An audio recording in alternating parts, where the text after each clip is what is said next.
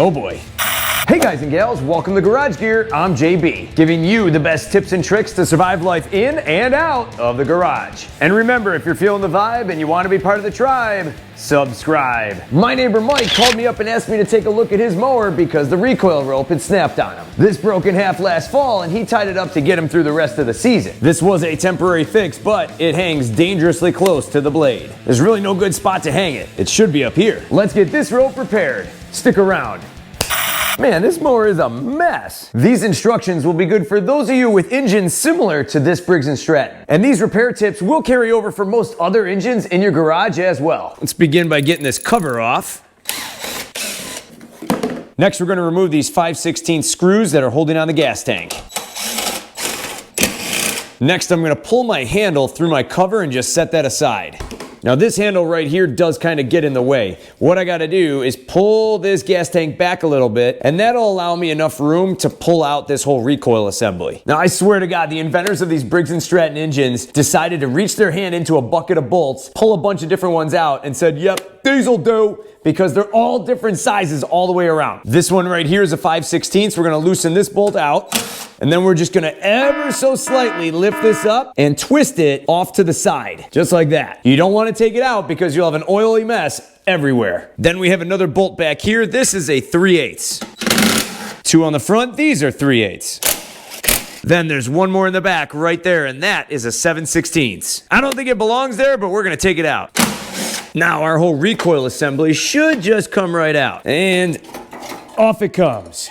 Voila! So here is our recoil, and lucky for us, there's this little stopper right here so the rope didn't get all spooled up here inside. As I pull in and out on this rope, you can see the little retracting arms that come out. Those are in working order, so that's a good thing. What we're gonna do is we're gonna take this rope, we're gonna pull it all the way out to about there. There we go, I'm all the way at the end. You can see my little knot right there lining up with the hole. Then what I'm gonna do is take a screwdriver and shove it down into a hole here to keep the tension on this spring. See, there we go, I have all my ropes slacked out. At any point during this repair, do not let that screwdriver out of its hole.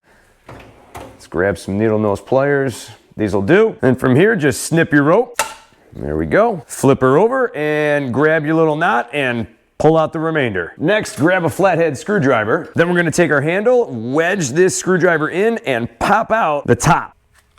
Just like that. Take your needle nose pliers, grab the knot out of that top, and just cut the knot off.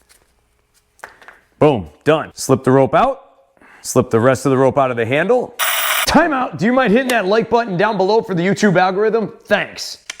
Now check this out. I took my original rope with the knot and I lined it up straight out on the floor. Then I took my number 5 rope and I lined that up right next to it. This is the True Blue heavy duty commercial starter rope. I'll have it linked down below in the description. This works great for many applications. Here's my knot, here's my end, and I'm actually gonna add about a foot here because Magic Mike tied a pretty gnarly knot on the end of this. If I end up trimming some off later, that's okay. Now I already did this one. What I'm gonna do next is take this end and torch it so that way I have an end that doesn't fray.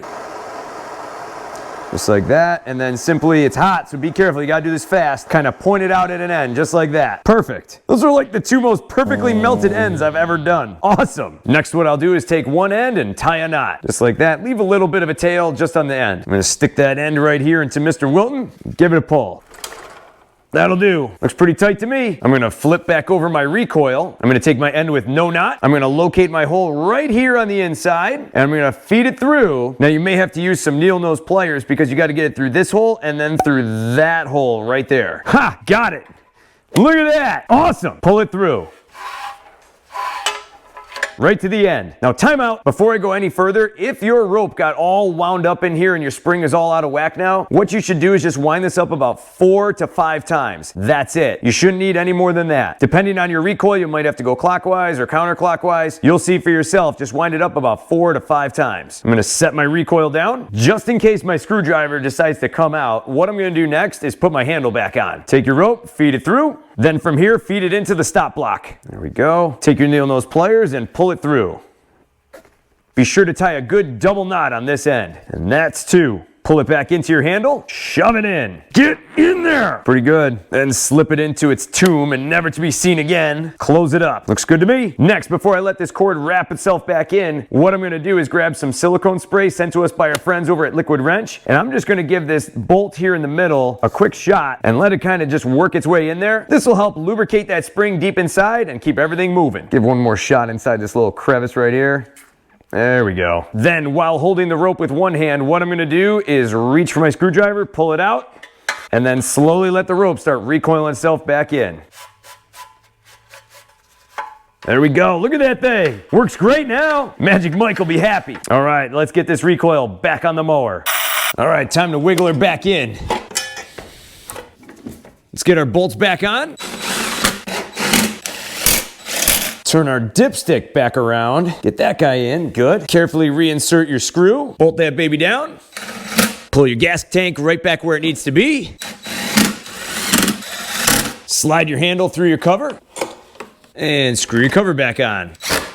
Then we're just gonna reach for our rope, pull it back, right to our mount, feed it through, and we're good. There we go. That recoil rope is all done, and now it's back in action. Don't forget to give me one of these. For more cool garage gear videos, check out my links right here. Thanks so much for watching, and I'll see you in the garage.